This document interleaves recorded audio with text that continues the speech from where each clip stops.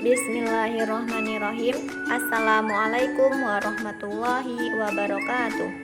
Innal hamdalillah nahmaduhu wa nasta'inuhu wa nastaghfiruh wa na'udzu billahi min syururi anfusina wa min sayyiati a'malina may yahdihillahu fala mudhillalah wa may yudlil fala hadiyalah. Asyhadu an la ilaha illallah wahdahu la syarikalah wa asyhadu anna Muhammadan abduhu wa rasuluhu la nabiyya ba'da amma ba'du. Pertama-tama, marilah kita panjatkan puji syukur kita kehadirat Allah Subhanahu wa Ta'ala yang mana telah memberikan kita beribu-ribu nikmat, diantaranya nikmat iman, Islam, serta sehat walafiat. Dan tak lupa pula kita junjungkan kepada Nabi besar kita Nabi Muhammad Sallallahu Alaihi Wasallam yang mana telah membawa kita dari zaman kegelapan sampai zaman terang benderang seperti sekarang ini. Dan juga saya mengucapkan terima kasih banyak kepada dosen filsafat umum yakni Ustadz Muhammad Irfan Nurdin Kurniawan. Sebelumnya, perkenalkan nama saya Siti Aisyah. Saya adalah salah satu mahasiswi Sekolah Tinggi Agama Islam Darun Najah, periode Manajemen Pendidikan Islam, semester 2. Insya Allah pada pertemuan kali ini saya akan memaparkan atau menjelaskan tentang akal dan hati pada abad pertengahan, yaitu pada masa Plotinus. Sebelum mengawali presentasi kali ini, marilah kita membaca Al-Basmalah. Bismillahirrahmanirrahim.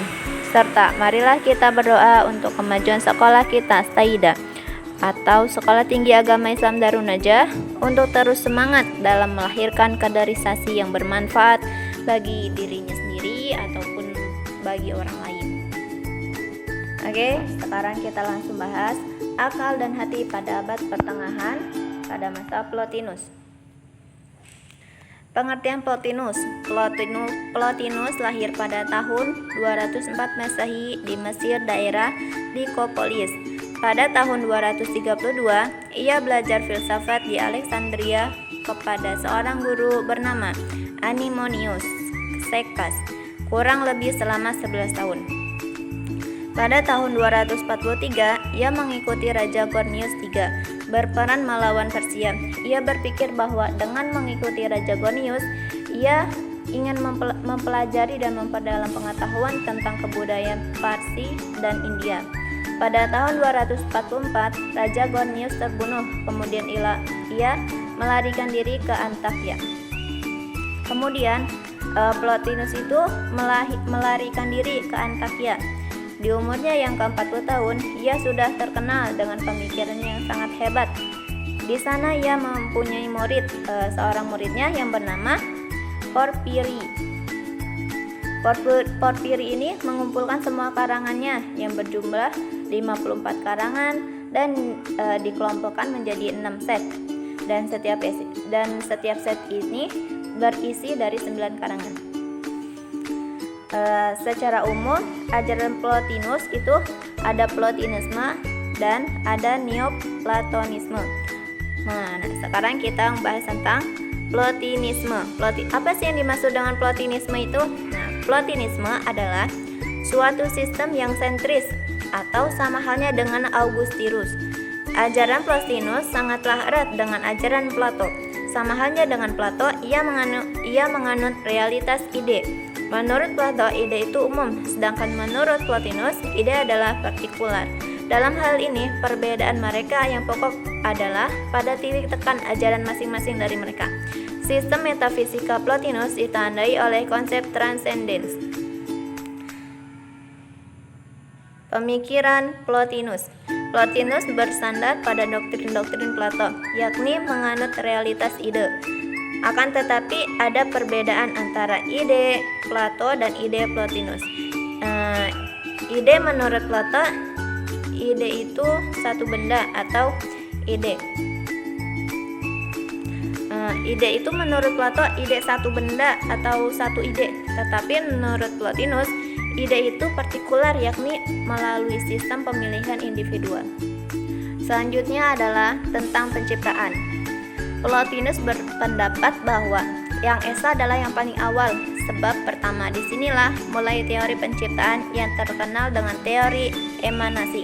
Apa sih emanasi itu? Nah, emanasi itu teori yang berdasarkan sinar Tuhan. Tiga realitas itu dibagi menjadi tiga, namanya kan tiga realitas, dibagi menjadi tiga. Yang pertama Doan, yang kedua Nous, yang ketiga Soul. Doan adalah Tuhan dalam pandangan Philo, yaitu suatu realitas yang tidak mungkin dipahami melalui metode sains dan logika, di luar dari akal dan nilai. Jika kita mencoba mendefinisikan, maka kita akan gagal. Nah, Doan ini kita nggak mungkin berpikir dengan logika, karena nggak nyampe logika itu. Yang kedua Nouns. Nouns suatu istilah disebut juga min. Ia adalah gambaran tentang yang esa, dan di dalamnya terdapat kandungan ide-ide Plato. Yang terakhir adalah soul. Soul sebagai arsitek semua fenomena yang ada di alam ini. Soul mengandung satu jiwa dunia dan banyak dunia kecil. Satu jiwa dunia dapat dilihat dari dua aspek, yaitu energi belakang dunia, dan pada waktu yang sama ia adalah bentuk alam-alam semesta. Jiwa manusia juga mempunyai dua aspek, yaitu intelek yang tunduk pada reinkarnasi dan irasional. Selanjutnya adalah tujuan filsafat Plotinus. Tujuannya adalah tercapainya kebersatuan dengan Tuhan. Caranya terlebih dahulu kita mengenal alam melalui alat indera. Alat indera itu seperti mata, seperti telinga, dan lain-lain. Dengan seperti ini kita mengenal keagungan Tuhan yang maha sempurna menciptakan sesuatunya. Selanjutnya kita menuju jiwa dan kemudian menuju jiwa ilahi. Jadi dimulai melalui perenungan alam menuju jiwa ilahi. Sebelum filsafat kuno mengakhiri zamannya. Dan pengikut Plotinus antara lain adalah Porphyry pada tahun 233 sampai 301. Ialah yang mengumpulkan dan menyebarkan karya Plotinus dalam bentuk Inet, Iamblichus yang menekankan pada hal supernatural, seperti pendapatnya bahwa manusia tidak mungkin memahami Tuhan dan ajarannya. Proclus berpendapat bahwa manusia tidak akan selamat tanpa iman.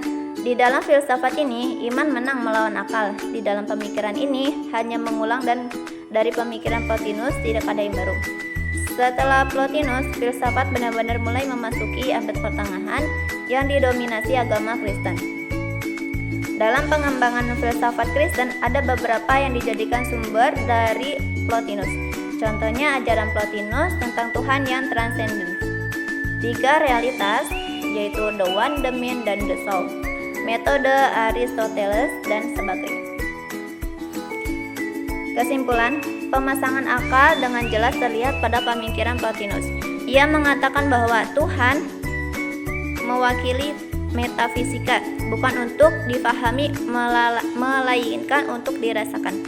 Oleh karena itu, tujuan umum dari filsafat adalah bersatu dengan Tuhan. Jadi yang dituntut dari kitab suci adalah untuk menjadikan pedoman hidup bagi manusia. Seorang pengikut Plotinus, yaitu Simplicus, telah menutup ruang gerak filsafat rasional. Karena itu, jika mempelajarinya akan sia-sia dan hanya menghabiskan waktu saja. Orang-orang yang masih menghidupkan akal akan dimusuhi. Maka pada tahun 415 Hipati, seorang perempuan yang terpelajar ahli dalam filsafat Aristoteles dibunuh.